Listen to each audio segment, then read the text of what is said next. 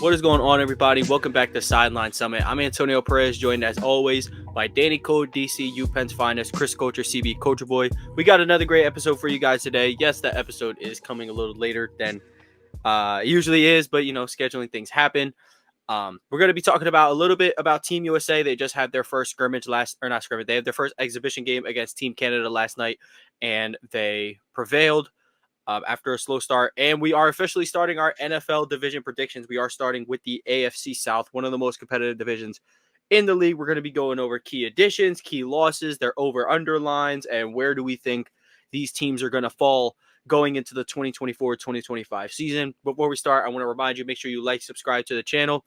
And if you're listening on audio platforms, make sure you leave a 5-star like and review. We'd really appreciate it. But, of course, we're going to start with Summits and Plummets with Danny, who is back in Philly already. Somehow back in Philly, rocking the Steelers hat and rocking the Justin Fields jersey T-shirt. The jersey.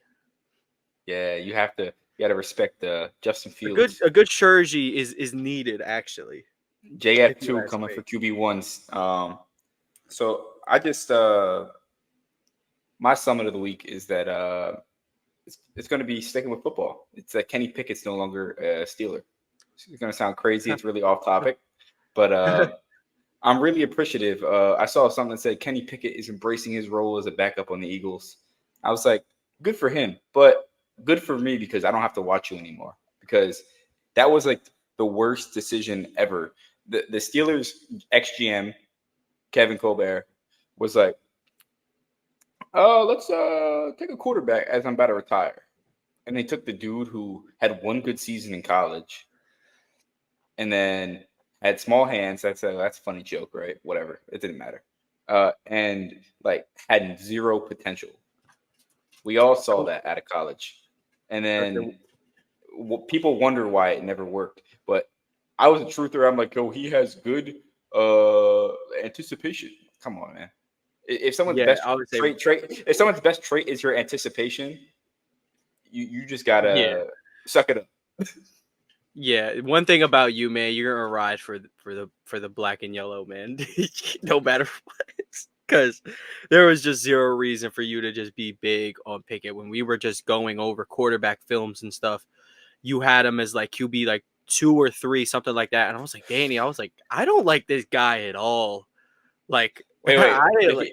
Do you remember who I love though? Malik Willis. His film was good. You liked Willis. I was like, whatever. Wait, on Willis. I think Pickett was 3. I think it was Howell, Willis, and we were both Howell guys. I was Howell, Ritter, Willis, and then maybe it was Pickett. Because no one was big on Purdy. No one was big on Purdy. Well, that was just like undersized, bad team. Things happen. Yeah. The only reason anyone would be big on Purdy was that one Mahomes play. Yeah, that is a crazy throw though. Crazy throw. But you do have a plummet though, and it can't be that your team employed Kenny Pickett for 2 seasons. Oh yeah, I can't do that as my plummet. My plummet is that I guess since the last time we recorded, I was flying home from London and they lost my baggage. So that's my plummet. They had to mail me my baggage and it took like 6 or 7 days to get to me. So that's a plummet. L on them. Finally got my baggage like 2 days ago. It's been a whirlwind of a week since we were recording in London, but yeah, it's been a while. Tell you, bro, they lost the war almost 300 years ago and they're still taking it out on you. You hate to see it. Yeah, man. But Chris, I'll swing it over to you, where the U.S. is going to dominate in the Olympics. So, as long as they keep Joel Embiid off the court, keep making him foul out, and keep him off my TV screen. Because I swear to God, if I have to see him foul bait a 2 guard that's 6'1", I'm going to throw up. So, but outside wait. Speaking of that though, Dylan Brooks over Embiid yesterday. Better player. Dylan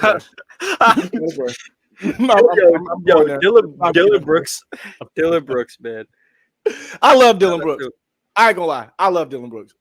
When he's not playing my team, obviously, but I like Dylan Brooks as a player and as a his moniker, like what he stands for. Like he's really like fuck it, I'm gonna be a villain, and that's what I'm gonna do. I like it, especially if it's the way to stay in the league. He getting paid 20-some million.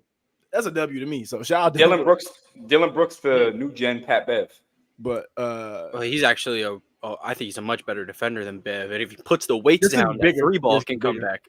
Yeah, and the Dylan Brooks, I think a lot of people forget Dylan Brooks is 6'6" and like 220. Like he's been big.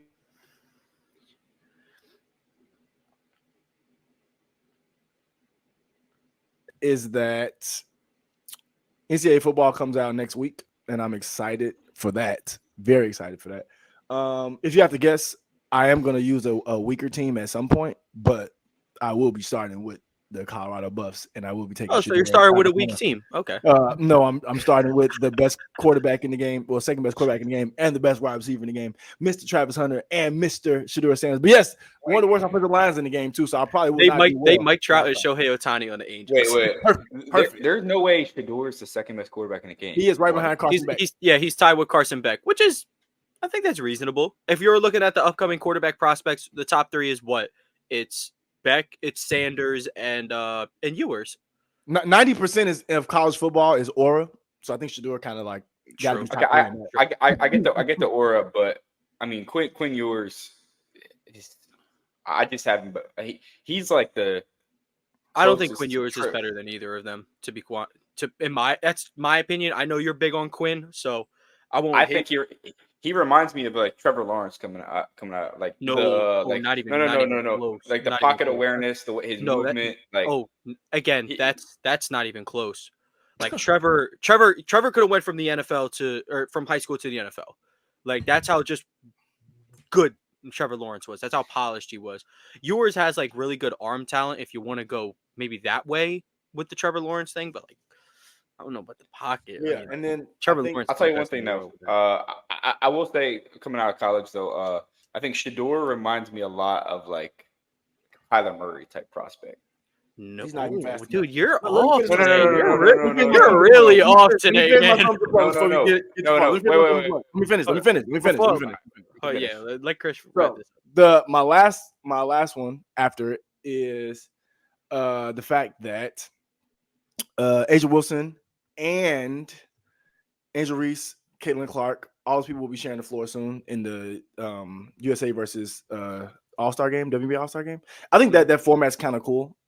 That's really the summit part of it. I think that format's cool. Like I hope the NBA like tries to adapt something to it. Not necessarily World versus All-Star or something like that, but something to that effect to where it makes it cool. I think it's possible. All-Star game. Yeah, I think it's possible. So I hope they do something like that. I think that'd be dope. But yeah, I'm happy to see that game because it's always cool. Like I don't know if y'all remember. Probably don't. But Trinity Carter, when she was at Texas A&M, she gave USA 34. I'm sorry. In like it was like Texas A&M versus like the USA team. It was the craziest thing ever. And she gave them 36. So I like seeing that, like seeing players go against like the team they put together in that sense. But they definitely got thrashed because it was Texas A&M versus USA. But cool. I'm late to the party on this, but my new favorite saying with her is, "Y'all had her out of the league." They did. They really did. How? This girl is a bucket. Like she low key be crazy. She low key be turning up on everybody. She low key a crash out. No, she all right, so bet. So if who's really angry in NBA, but who's really, really good a lot of the time? I'm trying to think.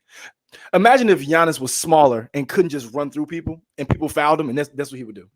So I think it's just like a baby Giannis attitude. But yeah, I rock with Trinity Carter a lot. Man, go ahead, my bad. Yeah. She's done. We were talking, Danny, you were going to bring up, before I get to mine, we could talk about what you were about to bring up with, how do you see Shedeur Sanders in Kyler Murray and Shedeur Sanders? It's that way that like, it's going to sound crazy, but the way he like, Kyler in the NFL has been played behind some bad offensive lines and just kind of scrambles a lot, right? But when Kyler really is in his game, he's sitting in the pocket and he's kind of like rolling and making throws. And Shedeur makes these like rolling throws a lot. It's in the way that like his goal isn't to run first, but he has the ability to. Shedeur low-key slow as hell. Yeah, Shedeur low-key don't have that weapon at his disposal. Every No, drop but of Pop's athleticism went to everyone else besides him. Yeah, I'm about to say He got going, Pop's Danny. IQ though. What's a bigger quarterback? I see you're going though. And so I'll say this. Maybe his mobility isn't Kyler like, but he's mobile enough, like not Cam Newton, not Kyler, but like in between. Carson Wentz. I don't know. Carson Wentz is a athlete, dude. I'll say like I don't want to say Aaron Rodgers because he moves like weirdly fast. Young Roethlisberger, like is that too bad to say? Like when Young Roethlisberger was crazy. Like as far as speed wise though. Yeah, I would say if we're talking about speed. Yeah, just speed which is crazy. Oh, so Walter Football says that Shador, Drew Aller, I'm trying to see who else goes. They're slandering Shador just by putting him in the same sentence as Drew Aller. Carson Beck, and I'm trying to see who the fourth is. I can find a fourth in the top 15, but they say that those are the top 3 quarterbacks in the game, or like no in the draft class next year. Quinn might not come out next year. Wait, Quinn. I think they're trying to compare like Aller to like he's a quarterback who didn't have many stats in college, but he has the ability. He's 6'5", has arm talent, but he just like Josh Allen went to Wyoming, so like no shit, he didn't have really weapons. He went to Penn State. He's surrounded by 5 stars. Like him failing is him failing. Oh, that's what I forgot. That's one thing I forgot to say. You just mentioned Penn State. It reminded me. So my old coach, Art Kimber, his son is Jalen Kimber, who went to University of Florida. He's a corner. He transferred to Penn State. He's gonna play his last 2 years there. And I just saw him the other day, so I was like, damn, that's kind of cool. And I forgot. State has this freshman receiver coming up, Tysier Denmark. Yeah, that kid. I got to watch him at a practice the other day because I was doing some film work, or not the other day. It was a couple months ago. I'm doing film work for a class. I'm watching him, and he's just legit better than like everyone there by far. Like, Chris, he looks like a grown man. He looks like he's like 18 years old. He looks like a grown-ass man playing football. He's ridiculous. But that's like 70% of football players I see in high school, bro. Like you could tell, like these dudes be 6'5", 225, and be 17. Like, bro, what? How? How did you get that? Yeah, I would say he is like. I think he might be better than what's his name going into Ohio State. Better than Nah, not Marv. What's his name? He was our class. He's a 5th year in Ohio State. Fleming, yeah. He's better. He's more technician. Like he's better technique than Fleming. But Fleming was like a man amongst boys, or man amongst boys. So like when you're looking at who's gonna make an NFL and who's gonna continue that jump, it's the people who are technicians more. Because you lose that man amongst boys as you level up. Y'all see unless you're Calvin Johnson. Y'all see Jazier got started is playing for Georgia instead of playing basketball. Yeah, but how are people gonna be able to see? He's 6'11". If he's playing offensive line, who's gonna be able to see? How can you see over this dude? Like, what the man, a 6'5" quarterback. I mean, Carson Beck is 6'5". Yeah, Carson Beck's tall. He's just a little thin, but I'll get my summits opponents out of the way so we can break down this Team USA though real quick. For sure. Summit Team USA. Summit. I don't want to make it USA basketball related because we're about to talk about that. So, Jason Tatum, Asia Wilson graced the cover of NBA 2K25. Absolutely love it. 2 of my favorite players. Was it lazy graphic designing? Absolutely. Am I just happy my favorite player got a cover? Yeah. I don't really care what the cover looked like. He's on there. The JT threes are on there. I'm not going to think that the new style is simplistic design. I think places are like, like the 2K11 cover, 2K13 cover, beautiful. Yeah, why did we go away from that? Those look good. Those have always looked good. No one's ever hated those. So. I think 2K15 might have been one of the best. So. I was talking about this with Chris yesterday. My favorite cover was 2K19, where it was Giannis, and then the Hall of Fame edition was LeBron with a bunch of words around it. I would have loved that. I would have loved that for Tatum and Asia because they both have accolades that could stuff the cover. that way. I like the So. I like the Tatum one with I said Tatum. The Asian one, Vince. The KD one with the thunder in the background. Yeah. KD's was fire. KD's was nice. And then I actually have another summit. Somebody, you know how on Twitter everyone has a muse, like LeBron muse, Curry muse. Well, I saw a funny one. It was Chris Webber muse, and he was trying to he made fun of Tatum or something. And I was just like, Chris Webber has a muse? I was like, hold up. So I went to both their basketball references pages, screenshotted them, posted them. I was like, 26-year-old Tatum has a better resume than your muse. So shut the hell up. And he was like, well, and he quoted Hall of Fame because Chris Webber's in the Hall of Fame. I was like, yeah, it took him 8 years to get in there with a weak class. So Tatum's not going to have to wait. Tatum could retire right now. He probably wouldn't have to wait. So don't you probably worry has to wait. that, you man. probably have to wait a year or two. If he retired now? Yeah, if you retired at 26, 27, yeah, come on. He's a 4-time All-NBA. I think in over Embiid, I'll tell you that. Probably. I think that an MVP might if he wins MVP, then if it came down to if the people in the voters room came down to Derrick Rose or Jason Tatum, who do you think they'd pick? I don't have an answer here. You think they would go with Derrick Rose? They're going to go with Derrick Rose 100%. 100%. And it's not even because I think not even because he's better or anything like that. They're gonna go with Derrick Rose just off impact alone. And this is what I'll say about Tatum. Tatum stats are gonna look really good, but people can literally just point to impact and say it wasn't as deep because they'll point to how good his team was. I'm not saying I agree with it, but just saying in stuff like this is where it happens, and then they'll bring up D Rose being the first. The youngest MVP and all those other things, but then, like I said, a lot of that stuff stops there, but it doesn't matter. A lot of Hall of Fame is legit about aura and your full basketball career. Wait, I was about to say that. You were about to say you said college football is all about aura. The whole entire NBA Hall of Fame and because it's the basketball Hall of Fame. It's not even the NBA, so it doesn't really necessarily only matter what you did in the NBA. That's the cheesy part. 2-time gold. That's the cheesy part. We're gonna be two-time gold soon, but that's the cheesy part. Yeah. Well, enough chat about two mid players.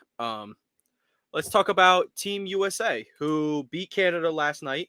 They got off to a rough start. I think we can all agree with that.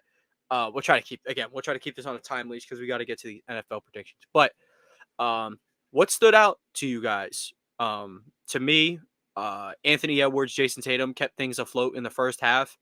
And then coming out of the locker room, Steph Curry, AD, LeBron decided, I was like, okay, let's lock in together here. Curry went on a quick 6-0 run by himself. Devin Booker hit a 3. LeBron caught a lob in transition from Curry. And it was just overall, everybody started to pick it up in the second half. Besides a certain someone, but I'm sure someone else will want to talk about him. Danny, did you get to catch any of the game at all? I watched highlights at a 2-time rate on my takeaway it's pretty simple. You got the old heads and the young heads. Well, Tatum's kind of a middle ground-ish. 26. He's younger. 26 still it's medium young in the NBA. Yeah, him and Bam are still young pups. Cause look, LeBron's 38, Curry's 36, KD's old. Yeah. So it's it's what, 31? Yeah, Bron's 39, AD's about to be 31, Steph's 36, KD's 36. Book's 27. So basically, by the time the next Olympics roll around, USA basketball will look like a different program. But it's gonna look great. It's gonna look great. Like 3 new additions. Probably your core guys are on the team right now, which is Bam, Booker, Tatum, and Tyrese. Chris, are we letting 45-year-old LeBron roll out there? If he wants to. If he wants to. Yeah. If he wants. Hell yeah. 100%. He could run some 4. He could play power forward and pass the ball. They say he could play 10 years in a Draymond role. He literally could. Only for the sense, bro. He doesn't have to be athletic to do that. He just has to have IQ. And Brian's one. And we saw it last night. He sets an illegal ass screen. Wait, no, Chris. Illegal screen. The NBA, I mean, the Olympics are every 8 years for summer. So I think the whole entire team's gonna look different. Like I think the summer's 8, right? 4. Ain't the summer? Every 4 years. So which? Oh no, the World Olympics is every 8, I think, right? Oh, okay, wait. I think summer's every 4. I didn't know the basketball Olympics is every 4 years. No, Chris, Chris. Never mind. It's 2 and 2. So the winter every 2 and summer. I'll be forgetting about the World Games and stuff like that, like that whole little thing. I'll be forgetting about FIBA, the FIBA. But basically, look, what I was saying is, by the time the next 4 years from now, KD should be gone. Kawhi might be gone. Kawhi won't be in the NBA after 2 years. Kawhi was gone before the game started last night. Yeah. Brian may be gone. Curry probably gone. KD be gone. And then you add Ja Morant, Paolo. Oh, wait. Let's be real. AD might be gone. Yeah, probably so. He could be on. Yeah, he'll be like, what, 35? Yeah, maybe 36. He won't. Maybe he will, though. Because he'll be the last member of that 2012 team. Maybe he knew he wants to run it back one more time. He can easily do it. Just be a rim protector with young guys around him easily. Yeah. And maybe AD ages gracefully. Who knows? I'm thinking that JB is going to be replaced. Let's talk replacements right now before we get into like the nitty gritty. Okay, so the for sure like guys will be Tyrese, Devin Booker, Anthony Edwards, Jason Tatum, Bam Adebayo, Paolo Banchero. Like the are a for sure 6. You say how? Because they liked.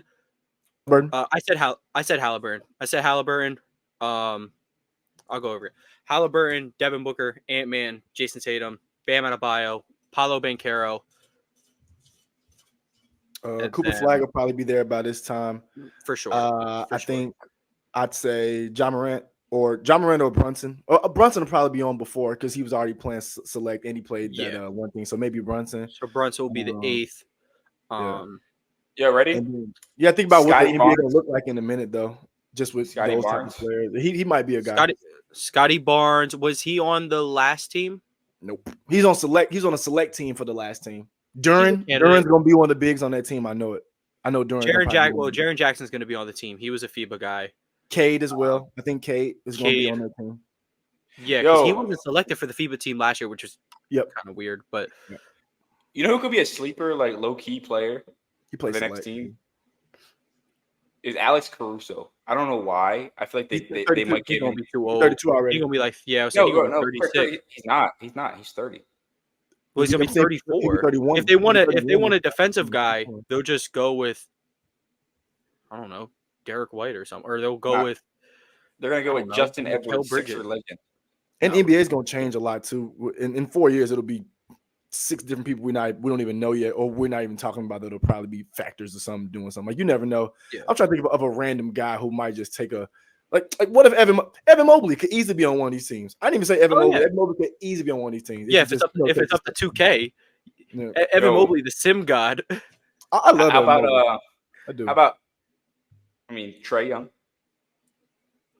Trey's never gonna get it. Like I would want him on the team. I'm just gonna assume they don't like him. So I think they'll go Brunson or Ja over him, and I think that'll be Trey's problem. Like a guy like that will make Trey miss it, unfortunately. And I think Trey should be on.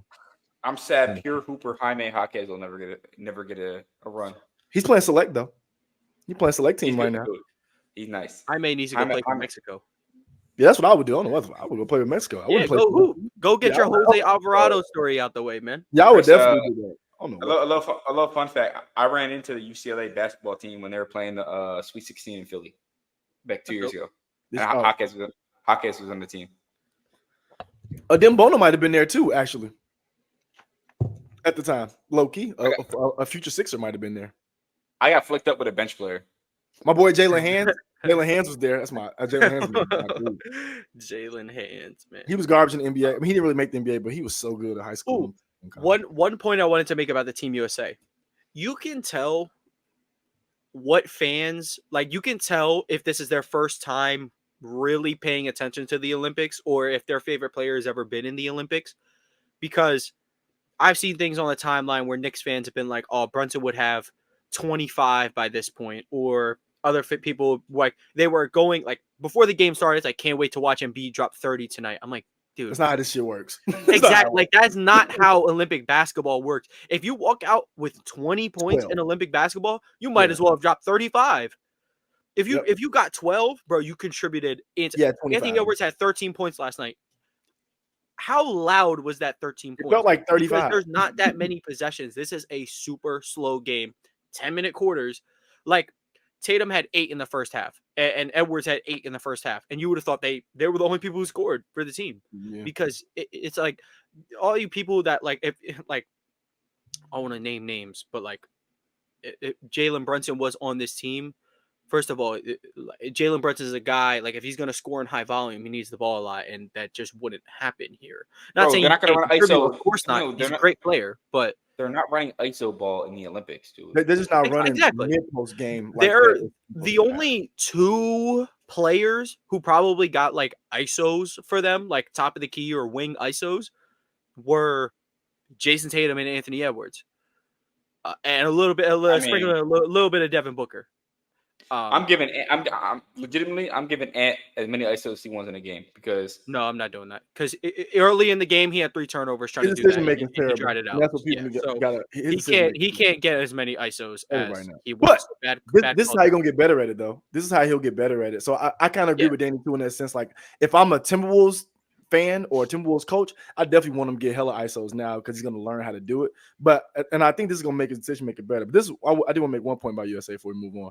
I think, like, all my trolls aside, obviously Joel Embiid's not a bad basketball player. I was just trolling. He's one of the 15 most skilled players I've ever seen in my life, and that's not even a troll, not even a joke. It's not even to set up what. No, you're spin for sure. I really think that's a fact. He's literally my least favorite player to watch. And I will say this: if Embiid's going to be on this team, he has to come off the bench. And the reason I say that is not because I think he's worse than Bam or anything like that. If Embiid's in, Embiid works better on the Embiid heliocentric offense, right?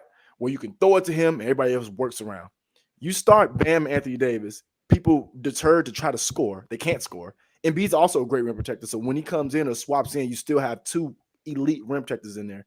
And then you can still play Embiid heliocentric offense, and you're not taking away from Steph. You're not taking away from when Tatum starts to start, hopefully, his touches. You're not taking from anybody touches. I think that's what it was, because, like, last time, as you just said, Tone, like last night, they don't want to run ISO basketball, and FIBA basketball isn't ISO. But for Embiid, how many times we see just a dump down, everybody clear out the side? Because he's that good of a player, you want to do that. But at the same time, it kind of takes away from having Devin Booker on the opposite side. It takes away from having all the weapons you have on the court. So I think they need to do some. I mean, it was just the first game. I'm pretty sure it's going to be a bunch of lineup tweaks moving on. But I think you have to bring Embiid off the bench as like your D-Wade in a sense. Not obviously he's not a guard, but to where he comes in and changes the way the game is being played at that point. I think just from what I seen yesterday, I think it protects from foul trouble too. I'm super interested with how those shape the lineups, because obviously we got the 3-guard lineup to start yesterday, which there's no way that's going to be the plan going forward, because Ant had a good game, Tatum had a good game, KD still needs to come back. So either Ant, because I assume they're not going to bench KD, even though that might be the right move, but they won't bench him. So you have to bench Ant or Tatum. And before this game, I was like, oh, you're benching Ant.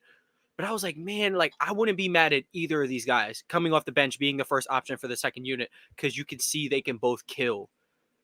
Now, I would make Tatum that 6 man only for the sense that Tatum's bigger, stronger, and for FIBA, he can initiate offense, and for FIBA, that it's like a cheat code. It's like having a Bron S type of guy up there. That's exactly what I was like. If you want to stagger LeBron and Tatum minutes, which makes me so happy to say that you put him in the same echelon of player, but Tatum is starting to turn into that do-it-all type of big guard or big forward. So staggering. I mean, Tatum is a 2-guard. You're right. Yeah, big guard, big forward. He was guard. Look, I noticed something in the second half. There were minutes where it was Tatum, AD, and Bam. Tatum was still guarding the center and had AD, Rome, and Bam guarding someone else. I'm like, the world is noticing this versatility here. And no, I would say if Tatum comes off the bench, I'm honestly not mad at it. I've seen that, like, Anthony Edwards is like ready for this stage. If they want to start the traditional 2, I'm cool with that. If they want Ant to come off the bench, lead that second unit, be the primary scorer, along with whether he's running with AD or he's running with Embiid, however they want to change things up, that'd be really good. Or if you bring Drew to the bench, let Drew run with Anthony Edwards, and Anthony Edwards doesn't have to be the primary playmaker. Let Drew or Halliburton like slow things down, but you're still going to be you're still initiating off. Like you're still, scoring and all that. So yeah, I wouldn't be mad at either. Do we have any last thought? Oh, Joel Embiid couldn't score on Dwight Powell. And that's not okay. All right. Joel Embiid, I'm happy he plays for Team USA. I got one thing too for you, Tom. I just want to say this real quick. I'm happy he plays for Team USA. He's a really good reason for playing for Team USA. He said his son was born here. He said, I want my son to know I played my first Olympics for him. That great point. And honestly, cool. You learned to play the game of basketball. Like you really became Joel Embiid here. So yeah. I love that he's here. But he made me mad yesterday. He made me really mad. I know he'll bounce back from this. This is one of the best players in the world. I know he'll bounce back, but like the Twitter is just filled with like xenophobia when it comes to him. It's like I saw a tweet saying like take away his citizenship. I'm like, what? I'm like, it's basketball, man. At the end of the day, it's basketball. Yep. Chris, stop looking at me like that. Oh no! I agree. That's just weird. That's definitely weird. I hate that. Like I said, most of mine was just trolls, just because it's because I think he's so good. I just hate the way he plays. That's my thing. But I will say this: RJ Barrett looked just as bad as I thought he would. Hard drive to the left, nothing. Hard drive. Hey! We want to talk about bad players. How SGA looked last night? Even worse, but that's okay because we see him. In his glory. We seen him in his glory. Tatum bust SGA ass. You should have seen my face when RJ Barrett looked Devin Booker dead in the face. Didn't do no move, went straight, got stripped. I was like, oh, I cannot wait till tomorrow. I can't wait. And then he followed that up with a fake behind the back pass, blown layup. I said, oh. Devin Booker, another positive defender, was a great defender last night. Love when Devin Booker's engaged on that end. But yeah, last thing before we move on to the bulk of the episode, Jason Tatum hit a tween behind the back, left SGA in the dirt. I wanted him to dunk on Dwight Powell so bad, but we'll take the lay. It was a saucy finish. Now, I have a question real quick, though. Does he look smoother to anybody? Tatum? Did Tatum look smoother last night? You know what he looks like? He looks like he hasn't had a break from basketball, so he's still crisp. Yes. He looked very crisp. Oh, he looked like the guy who's been playing. I was going to say, like, because a lot of people are like, oh, he's so, like, he doesn't move like his old self, his 2020 self. And I'm like, his cut is low, and he now looks like his 2020 self. And I'm like, but he's just a little bulkier. And I'm like, I don't know. Maybe the haircut just doesn't do it for me. Like, I don't know. Maybe the curls didn't do it for me. But I think Tatum, back to being a bucket. Really good yesterday. I think he looked good. I think, like I said, this is what I said during the season. Tatum's most dangerous asset in NBA is being able to go board like he does and then go survey the floor as like a big forward, big guard. That's the biggest advantage of anybody like Giannis, Russ, Jokic. Everybody who does it gets the ball and go. Tatum's gotten so much better at that since Duke. Like Duke, he was good at it, but he can have some mistakes. But now I think that's what makes him that person to where you can either start him or put him in the sixth man, because you could bring him in with Halliburton, you can leave him off with Halliburton, you can have him be your pseudo like big guard. That's what I like. I like the evolution of a lot of players that we're seeing just over the last like year or two for certain guys. Well, Chris, right now, Paolo Banchero is a Tatum variant, but eventually he's a LeBron variant, unfortunately. Eventually, Tatum will be a Paolo variant. Don't ever say that again in your life. And Joel Embiid's a Dwight Powell variant. Shut your mouth. I'm gonna say this: Paolo is the most disrespected first round #1 pick in the last like 6 years. Like, I've never seen another. Wait, well, Zachary Ricochet was just drafted, so no, most disrespected. He's rightfully disrespected. That's what I'm saying. Like, he sucks. Paolo doesn't suck. So it's like, and Paolo also All-Star second year, led his team to the playoff. If any other first round pick, they sucked Anthony Edwards off for 2 years for doing that and making the play-in game. They did that. And he had a better team at that point than what Paolo had. And I talking about when Pat Bev stood on the table after winning a play-in game? Yes. And they said Anthony Edwards was next after that. But Paolo gets to take his team to take the Cavs 6 games, I want to say, or something. 7 games. Took them all 7 games. And the only thing that really prevented them from winning that game was Franz Wagner not having the worst game he's ever played. Yeah, exactly. And Chris, and he will make second round. So it's like, I think Paolo's so disrespected. He should have been on this team. They put Pat Bev celebrating that game. They said, "Stand up now, turn it right."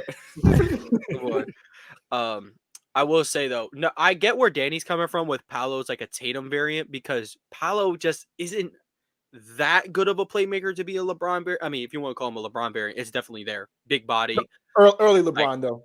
Early. Like before yeah, he started yeah. really understanding how to use his big body. Yeah. Yeah. But I say he plays a lot like Tatum. He looks up to Tatum. Like that Duke brotherhood thing is real because Cooper Flag wants to be like Tatum and Paolo wants to be like Tatum. And Tatum wants to be like Grant Hill. And Grant Hill was a freaking dog before them ankles gave Nah, Come on, man. Dog. Come on, man. The brotherhood. All right. They just want to be That's like enough Tatum Kobe. glaze sesh. Let's get into some NFL action. It has definitely been a minute, but it is time. So the Houston Texans, their over-under win total is 9.5.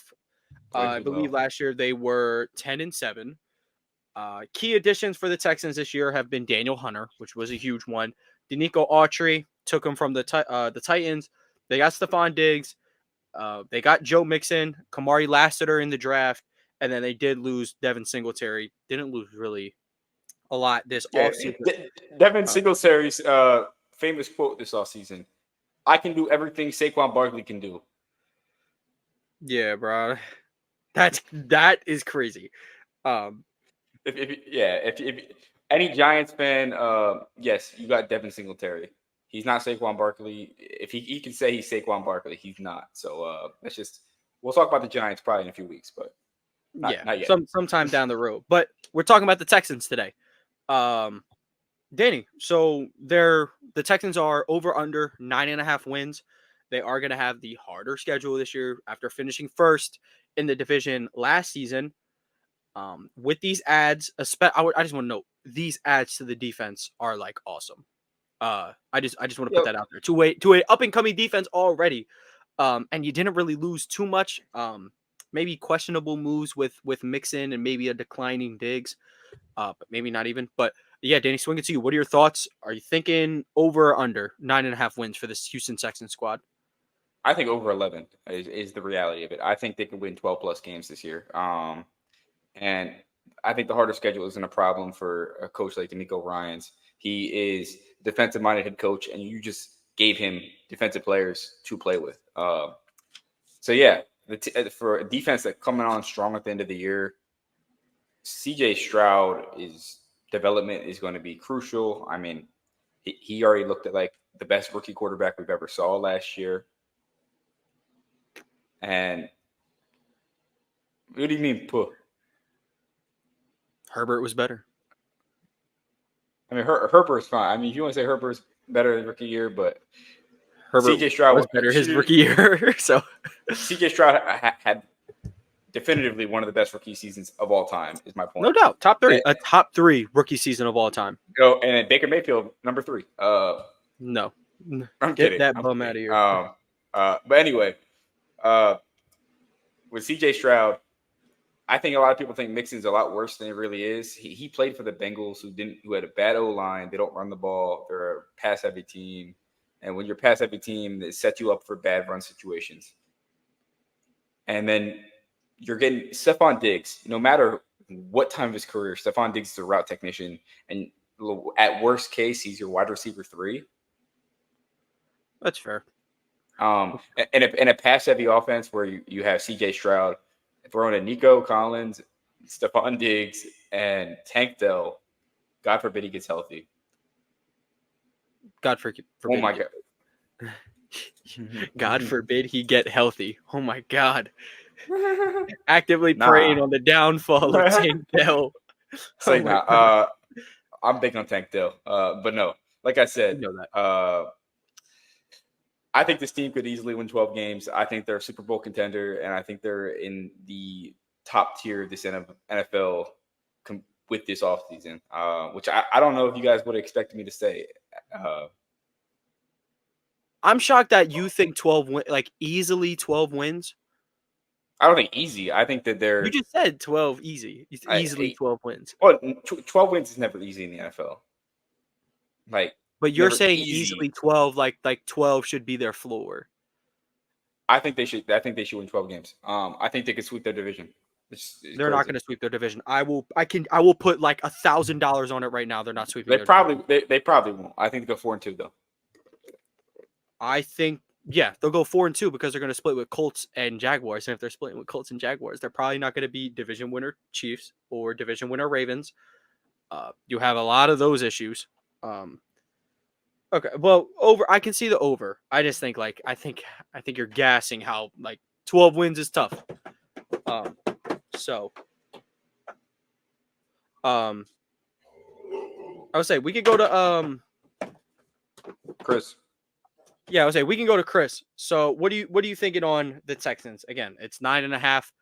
Thinking over, under. What are just the thoughts on that team going into this year?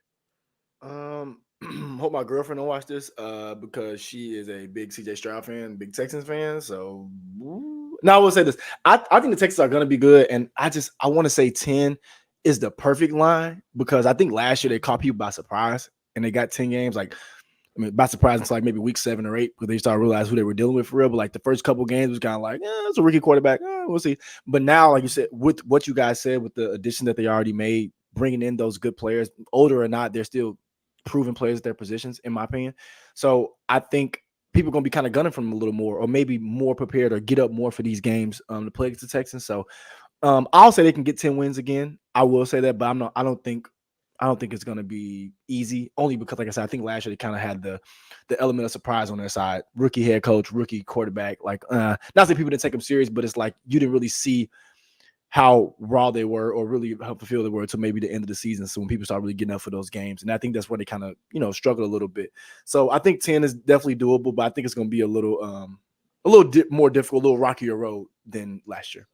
I'll tell you one thing though. They are retaining their offensive coordinator, which is huge. He was pivotal in the play calling. He really embraced that.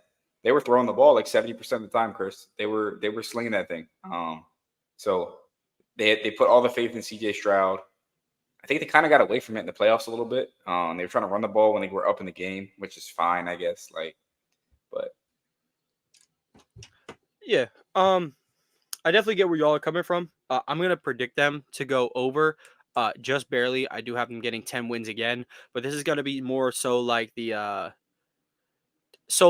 the Jaguars went 9-8 when they won the division, and then last year they went 9-8, and it just didn't give the same vibes. It's kind of like that. I have a win in 10 games. I think they're going to be a wild card team, though, for kind of the same reasons Chris said. People are going to be up a little bit more for these games. CJ Stroud, I think we'll still have a good year, but if he's going to improve off of this already good season, then we're talking he's going to be in the super upper echelon of quarterbacks. Which he'll be top 5 quarterbacks if that's the case. Yeah, I think it's more likely he has a sophomore slump than jumping Justin Herbert and Joe Burrow for a top 5 quarterback spot. So I do like the direction of this defense, though. You Will Anderson, you have Derek Stingley. I'm really big on Kamari Lassiter. I think he's going to be the opposite corner of Stingley to really round out that secondary. Of course, you have Daniel Hunter, who's coming off a phenomenal season. He's going to be working with Will Anderson. Autry, taking him from the Titans, I think is just a win. It's almost like the same vision the Sixers had when they took Al Horford from the Celtics, but this one actually means it. But it's just my thing. My thing with the Diggs and Mixon moves is I don't like that you gave something up for him, because I think Mixon was for sure on the verge of getting cut, and Diggs was low key on the verge of getting cut. I think he could have got both for free, and they brought Diggs in and made his contract almost into a prove it deal, so that it kind of works in a way though. So it's you get one guaranteed year of Stephon Diggs. If he's good, all right, yeah, we'll sign him back for a 2-3 year deal, something like that. And if he's bad, you let him go. But then you let up an asset for that, and I kind of don't like that. Giving up anything for Joe Mixon just kind of makes me mad. He's an older running back. Again, you didn't have to pay Devin Singletary, but remember, running backs grow on trees nowadays.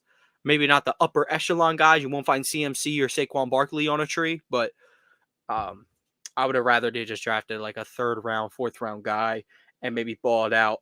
But overall, I'm not mad at their offseason. I do have them winning 10 games. Wildcard team, like I said. Last year, they were 13th in offensive points per game. I could see that kind of staying in the same area. Defense was 11th. I definitely expect them to get into the top 10 there. EPA per play was 15 and 14, respectively, on both sides of the ball. Definitely expect them to get in the top 10 of EPA per play on defense. because that defense, especially over the back half of the year, was like really showing me something. In the first half of the Ravens were really showing me something, and then vets are going to vet, and John Harbaugh and company made the adjustments to end up toppling them. But yeah, we all have the over. I think we all just have a little bit different expectations, though. Me and Chris are a little bit in the same boat. Danny's high, which is fine. I can see if you're high on the Texans, then you might as well go all the way. I feel that.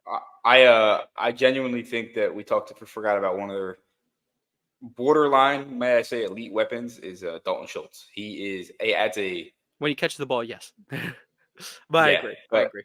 He gets open. He really gets open. He can run all routes in the route tree. He's a solid blocker. I think he solidified himself as a top 10 tight end. Yeah, for sure. I like Dalton Schultz's game. And one thing I kind of want to point out is that a lot of people the thing last year, it was like when comparing Stroud to insert whatever name quarterback, it's like, oh, well, this quarterback has this and this, and then Stroud has Nico Collins and Tank Dell. I'm like, we're not going to sit here and act like we did not see Nico Collins from a mile away from the 2022 season. Dude, we saw from a mile away Nico Collins was going to be so good. Tank Dell, he came out the gates popping. I didn't think he'd be this good out the gate. But let's not act like he has bad weapons. Danny, I was a big advocate for Tank Dell. Danny is 3 times the advocate for Tank Dell than I was. I did not expect him to be this good. But you don't really convince me. I am the biggest Nico Collins guy here, though. So his Tank Dell's Senior Bowl film. Just go back and watch it. It might be some of the purest football.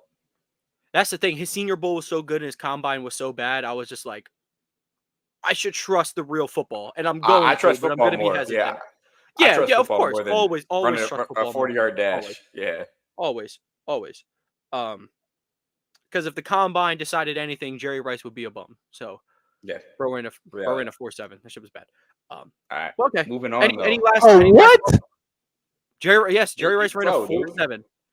I could probably. I can't run. I can't. You probably maybe not today. You could probably get today, a 4. maybe. He said not today. All right. In my heyday. Yeah, heyday. 50 years old now, obviously. Chris, Keenan Allen ran a 4.7 when he was coming out of college. We're not getting on this Keenan Allen topic again. But I will say though, my fastest clock 40 was 4.68. There we go. You're faster faster than than Johnny Allen. Manziel. I've only ran it one time though, and it was when I was 17. I was on a track team for some stupid reason. Trust me, I don't like track, but I was. That's the only time I ever had it. I don't even know if I did it right. I just was running as fast as I could. I didn't have any real start. I don't know what the fuck. Well, let's talk about the Colts. So the Colts line is at 8.5, which I really like. They were also, I think they were 8 and 9 last year. It came down to the division between them and the Texans last week of the season. Their main ads, I would really say their biggest 2 ads came through the draft. They got A.D. Mitchell and they got Latu, rightfully the first defender off the board. Danny knows I'm a big fan of him. They did lose Zach Moss, kind of whatever. And then they lost Jacob Martin as well. I really just want to say I kind of consider this dude an ad. I kind of consider Anthony Richardson an addition. This team won 8 games or 9 games, whatever it may be. And they're getting this star-studded, just dual threat quarterback to go along with hopefully a healthy Jonathan Taylor, an upgraded wide receiver room, a defense that's getting Latu. I think this team could 8.5 wins, I think, is a perfect line. I will say that. Last year, they were 11th in offense. And again, like I said, they were 11th in offense. They're going to get Anthony Richardson back. Their defense was super suspect, so Latu was a great pick. Pretty average in both sides of the ball in EPA. But yeah, we can go same order. Danny, what are you thinking about Indianapolis this year? 8.5 wins.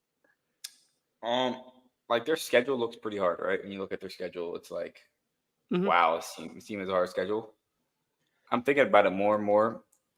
It's reminding me of the Philadelphia Eagles in Jalen Hurts' second MVP season when they went to the Super Bowl. I don't think the Colts are going to Super Bowl, but you're getting this elite running quarterback. You're getting this guy who is just like, I mean, dare I say, I mean, not it's not even a question.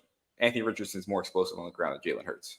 Hurts is much better, like in the air and scanning the field than Richardson right now. But that's besides the fact. Anthony Richardson is bringing a completely different dynamic. The Colts are going to run the ball. They got Shane Steichen. I mean, they're going to ground and pound. Ball, RPO. They're going to make it as easy as possible for this quarterback. And they got Michael Pittman. Jelani Woods is a tight end that you should really watch out for this year. He's huge. He's fast. He's athletic. He can really do it all.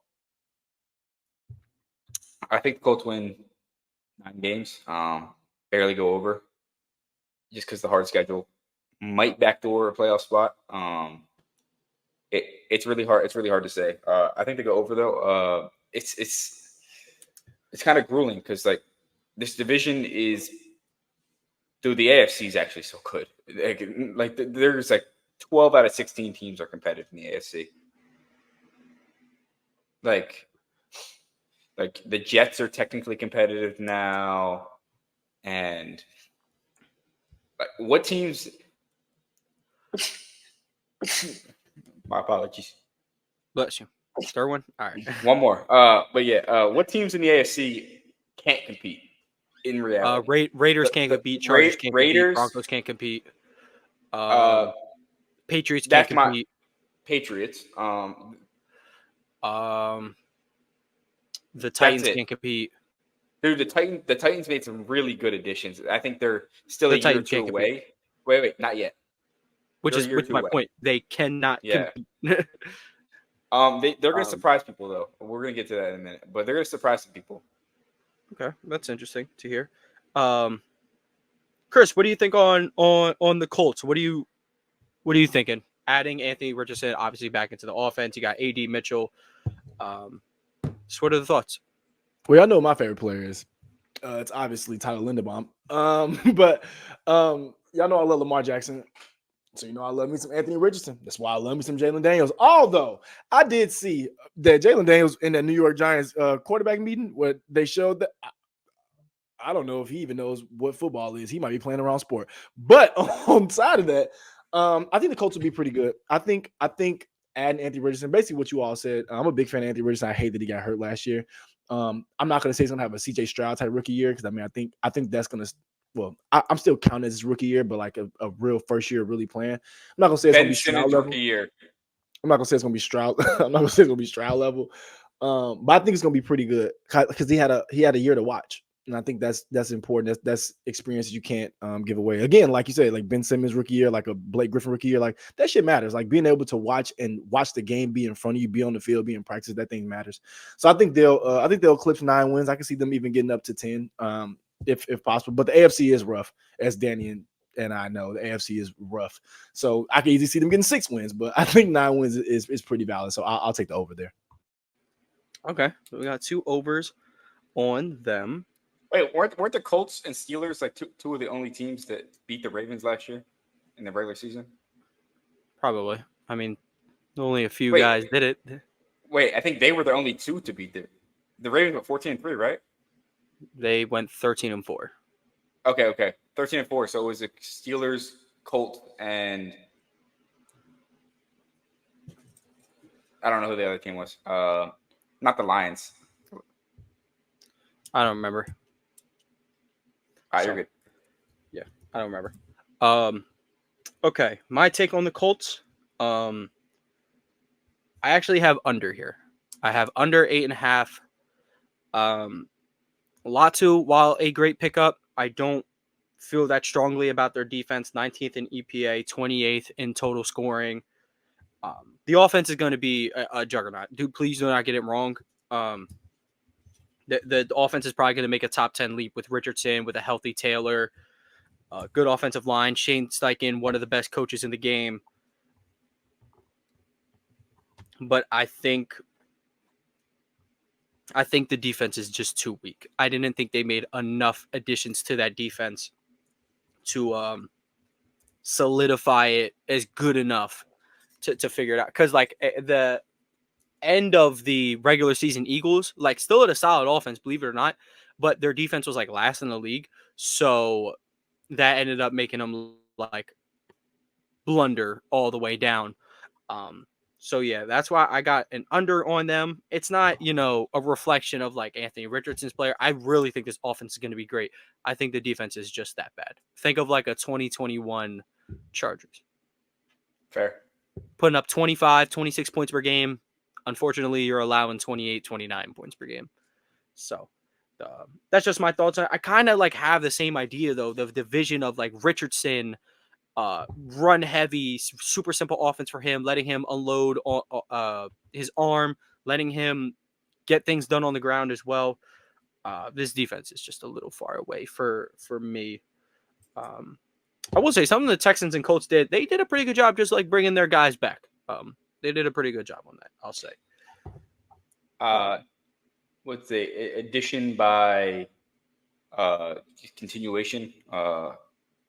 What's the saying? Like that. It's addition by. It's addition by subtraction is the saying, but I know that's the saying, but there's something else there. Like continuation is like really important for, like, especially for teams. Like you could say, oh, like they added blah blah blah. They added this 10 players, but like, yeah. Are they vibing like that? Are they vibing? Are they? Yeah. Do they have the chemistry?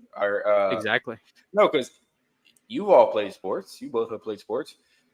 There might be a player that just might not fit the system, or he might not like. He might be playing. He might be a phenomenal athlete. He might not enjoy being there.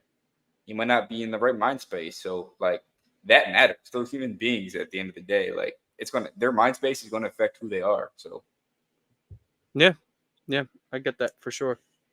We have any more words on the Colts? All right.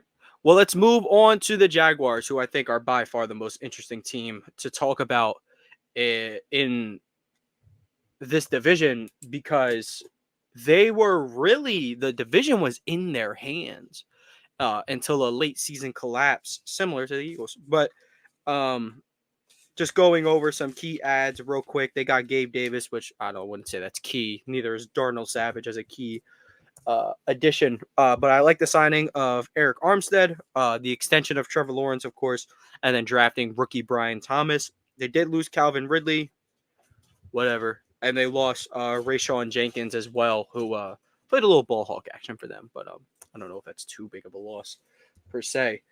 But Danny, what are we thinking about the Jaguars this year? Bounce back year for Lawrence and the crew. I had the Jaguars going to the Super Bowl last year, if you don't remember. Yes, you did. And I think it was. They make the playoffs and maybe something different happens. Nothing different happens. Mahomes still wins the Super Bowl. Anyway, I think the Jaguars go under. I really don't like what they did in the offseason. I think Brian Thomas is a decent developmental pick for them. Like Brian Thomas and Christian Kirk and Gabe Davis might be the greatest group of wide receiver twos in the NFL. Well, Gabe Davis ain't even a wide receiver two. I'll say that. That dude's exactly. My point. He's going to put up 120 yards one game and then disappear for 6 weeks. He is the Sammy Watkins effect. Chris remembers really well. But, yeah, Gabe Davis, that's the type of receiver he is. Christian Kirk, phenomenal. If he's healthy, he can get 10 to 12 targets a game, and he's going to be Lawrence's number one guy. Added the wide receiver two skill set, though. And then, like, Brian Thomas is to be foreseen. We don't know we don't know what's going to be happening, right? Like, so I really don't like their receiving core. Evan Ingram is a threat. Good thing they brought him back. Their running back room, apparently, they need to shift to more run heavy and let Lawrence adapt off play action. In my opinion, you got ETN and you got what's his name, Tank. What's the running back name? Tank Bigsby. I was drawing blanking on his last name. Bigsby. That's a Chris guy, by the way. Just want to point that out. That's a Chris guy. Tank Bigsby's apparently looking huge this offseason. The guy named Tank was little, It shocked me, unless it's Tank Dell, but yeah, my point is their offense is like kind of a bunch of B tier players surrounded by like Trevor Lawrence, which he could elevate them to A tier players. But their defense is it's just it's like a joke almost. Like their D line never really gets pressure the way they should. Their linebacking core hasn't been there since Jacksonville. Their cornerback play, Tyson Campbell's good. Outside of that, hasn't been there either. And then, like you said, they lost Rayshon Jenkins, but they added a safety. I forget who they added, but I'm just not a fan of their offseason. Brian Thomas, I think, like they're very close to wasting Trevor Lawrence's young career away. I mean, he's not going to waste his career, but I think they need to invest more money now in getting him receiver one, because maybe Brian Thomas works out. Maybe Brian Thomas is a freak athlete and he's like the Justin Jefferson in the draft that they got to steal at 22-ish. I don't know when they drafted.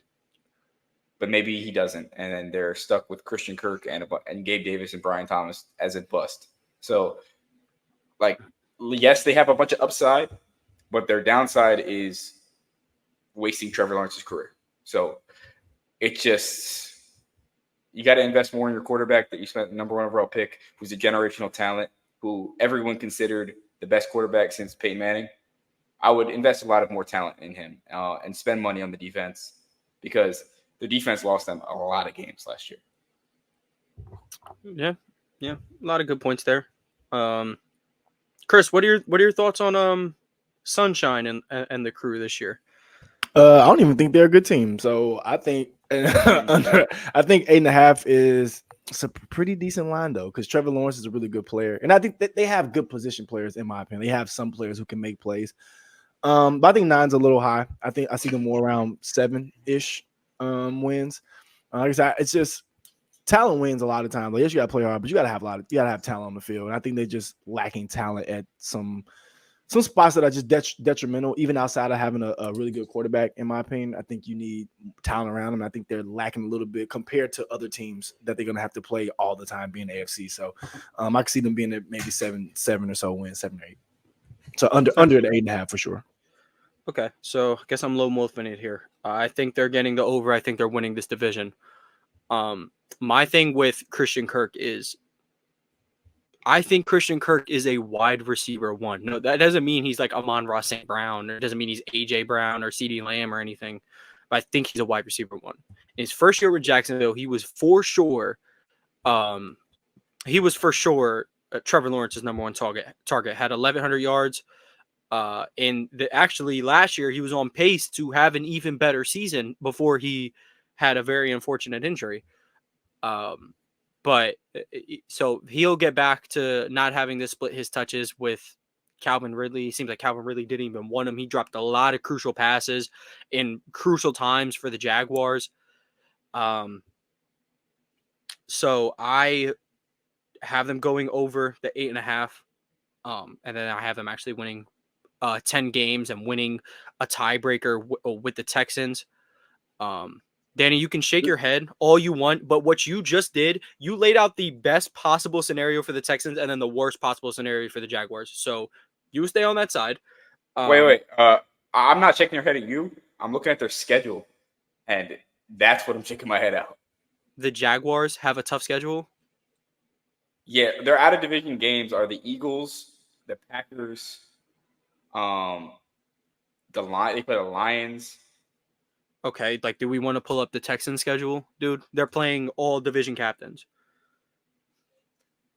They play the Bills. I mean, I get it. It's like the NFL is a hard league, but because I mean, look, if you want to go through the Texans, I mean, they also got to play the Bills. They also got to play the Packers. They got to play the Lions too. They got to play the Cowboys. They got to play the Dolphins, the Chiefs. They got the Eagles instead of the Cowboys.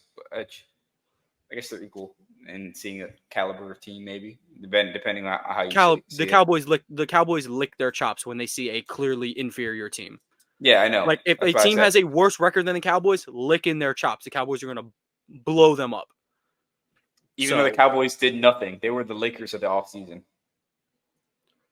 Cowboys don't have to do anything. They could probably still win their division because Dak is just that good in the regular season. And they're talking about but not extending Dak. So, well, I think they should. He's going to get him to the playoffs. It's a matter of, I don't know, making a miracle move, having some sort of playoff luck. But Dak chooses to have some of his worst performances around that time of the year, which is super unfortunate. Back to my point, though. The Texans were not that much better than the Jaguars last year. I don't think the additions for either of them. Well, no, let me rephrase. The Texans defense made great adjustments. But the Jags didn't lose enough on offense to like make me question them. They lost Calvin Ridley. I think Christian Kirk is going to be fine taking the wide receiver 1B-esque role or whatever the case may be. So I think wherever you have this Texans team, I think you should have this Jaguars team. I still believe Trevor Lawrence is a better quarterback than CJ Stroud just because he's a larger body of work. He has 2 seasons of elite play where Stroud has 1, which, hey, maybe that's fair, maybe it's not. But that's at least where I sit with the Jaguars. So we'll see. We'll see. And I'm holding this one on Danny's head because it's now become personal. He's come for one of my sunshines and Trevor Lawrence. So. Dude, I love Trevor Lawrence. I predicted him. Clearly not. No. Wait. I predicted him going to the Super Bowl last year. I don't like the Jags. I think that stay on that side. All I'm saying. Dougie P and Trevor Lawrence. Just stay on that side. I think their coordinators are weak. I think that their additions were weak. I think that their additions are weak, but trading for Diggs and Mixon is cool though. Okay. Dude, Stephon, we're not gonna act like Stephon Diggs isn't a top 20 receiver in the NFL. No, he's not. Not anymore. He's not. Don't even start. Because after the offensive coordinator got fired last year, he had like 2 yards per target. Like he was actually like the wide receiver 3 on his own offense. It was ridiculous. He was that bad. And he's gonna be wide receiver 3 on this offense, so he's getting double teamed, but it's all right. He was not. Dude, why are you lying? His average depth of target was like 4 to 5 yards. You can't get double teamed on a hitch. I think his impact's so great. But we're talking about impact. This is my favorite part about football season, by the way. This is my favorite part. Because well, if you just listen and not watching it, y'all don't see their faces. When Tone hates what Danny says, his face scrunches up so hard, and then Danny's just like, he makes me so mad. That's Danny's face right there. That's right there. He started talking about impact. it's that chuckle face, but there's no teeth. So he's like, that shit is bro. It's just, bro. When we're talking about impact, that's how you know your goat's washed. Tone said, Danny's like, wait, yeah, Diggs is not my goat, so to say, but yeah, he must be your goat. And here's the thing: earlier you said worst case scenario, he's wide receiver 3. And if he's also a top 20 receiver at the same time, that means Nico Collins and Tank Dell are also top 20 receivers. So Stroud's super team has no excuses. Yep. Nico is certainly top 20. Tank probably is outside of top 20 right now. Him and Diggs just chilling outside that top 20. They got the best receiver trio in the NFL. Incorrect. Trio. Incorrect. I would not easily. Let me not say easily. I would take more Allen Odunze personally because I'm just that big on Odunze. But if you were to say the Texans had a better trio than them, that's fine because Odunze hasn't played yet. So I'm taking Tyreek Hill, Jalen Waddle, and Cedric Wilson. Actually, I'm actually taking Brown, Smitty, and whoever wide receiver 3, John Ross. So we can pick so you picking your favorite 3 wide receivers or who your 3 you would like? No, just who is the best wide receiver trio in the NFL right now, like by team. Oh, obviously Zay Flowers, Rashad Bateman, and JK, It bro. used to be believable. No, man. No. Rashad Bateman in 2024. Don't worry about it, bro. This is his third breakout season. It's coming on its way. It's on the Third way right breakout now. year. Yeah, Yo, bro. Literally every year. He sounds like a certain basketball player. Sounds like Cam Reddish. No, Wait. I want the NFL to stop being liars in the combine. Me and my friend, for some reason, was convinced Rashad Bateman was way taller than 6'1". I don't know. I think he was listed as like 6'3" or something in college. He got to the Ravens. I was like, hold on, he looked a little smaller Wait. than I thought. What the? Who is this guy? I'm apologizing. The Dolphins definitely do, and the most aura too. I forgot they signed OBJ. They did get OBJ. Go BJ. Oh my god. Go BJ. OBJ isn't one of the three. He's not even one of the three best receivers on the team. Don't worry about it. He will be on Madden once I get done with him. I'm going right to the edit player screen, put it up just enough to get him to Madden in the big 2024. Yeah, that's me. All right. Well, enough chit chat. We have to get to the basement of this division, which is the Tennessee Titans. Tennessee Titans at 6.5. I actually wanted to start with this one. They didn't really do a whole lot of anything. They added Calvin Ridley, which I guess will be good for. We thought Calvin Ridley was going to be Trevor Lawrence's Stephon Diggs. Now we're hoping he's going to be Will Levis's Stephon Diggs. Maybe he's just not fit for that role, but he'll be there. They actually, just before they started, they did sign Jamal Adams, which is like whatever, washed. But drafted J.C. Latham, which is a good move. Devondre Sweat, really good one. They did lose Autry. They did lose Murphy Bunting, and they did lose Derrick Henry. I do have them under the 6.5 mark. But this season, really, I'm not. It's not really about wins and losses for them, in my opinion. It's getting this offense. They were 27th in scoring last year. It's all about Will Levis looking good and that offense getting better. The defense was mid last year. I could probably expect some of the same things. I was saying their defensive EPA was horrible. It was 28th. So maybe the scoring was lying. But yeah, I'm going to go under on them. But that doesn't really tell the full tale. As long as you see some Will Levis development, I think that's okay. Chris, you can swing in here unless you want me to take it. I can go. I don't believe in the Titans quarterback, and I think when your quarterback's not great, it's easy to be sucky, and I think they're gonna be sucky. But seven wins is low. I can easily see them only winning 5 though, so I'm going under. I just don't think this team's good. I don't think they have a lot of talent. They have a great coach, and I think they're going to play hard. And in football, a lot of times that'll get you at least to compete. But again, with the teams they'll have to play, I don't know if they have enough talent to win more than 6 games. So I'll take the under. I keep it short and sweet for you, Danny. All right, so I have a dilemma. Okay, let's say they go 2-4 in their division. The winnable games, the Bears, maybe not. No, the Bears. That's not a winnable game. The Chargers. Sure. The Patriots. Sure. The Bills are a question mark on offense. They're not beating the Bills. They're not. They're still a question mark. They're not a question mark. They're not beating the Bills. I think the Vikings are a complete question mark in reality. Justin Jefferson is going to dunk on them. He alone will not let that happen. You forgot L'Jarius Sneed's locking him up. Yeah, okay. It's a Find one person on this planet who can guard Justin Jefferson. Wait. Okay, I'm kidding. Darius Slay did really well. He did. No, he didn't. And he didn't.